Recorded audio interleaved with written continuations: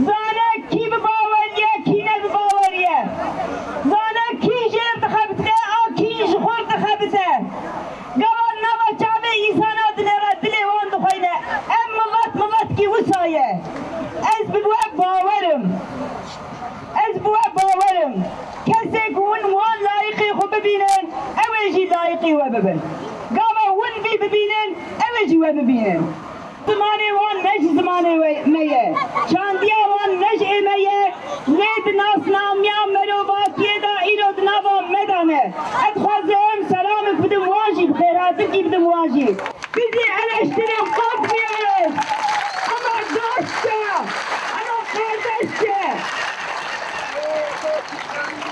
Ama objektif olarak eleştirin.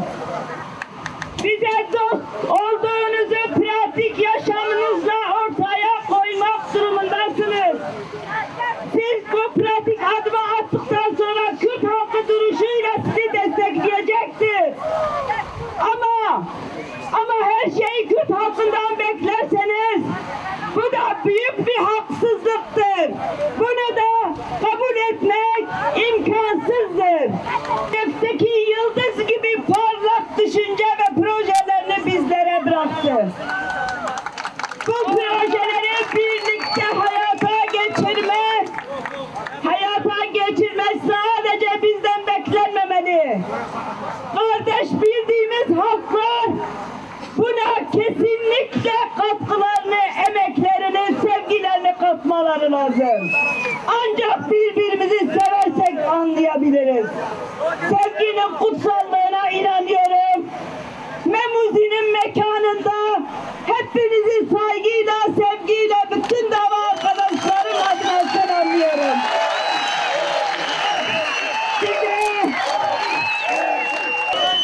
Size 2004 yılında demiştik ki biz güneşi alabiliriz. Bugün onun yoldaşını aranıza getirdim ve size teslim ettim. Ama yükünü, onun bütün yükünü biz dava arkadaşları olarak hayatımızın sonuna kadar omuzlamaya bir kere sizlere söz vermişiz. İstesek de başka türlü olma şansımız yok.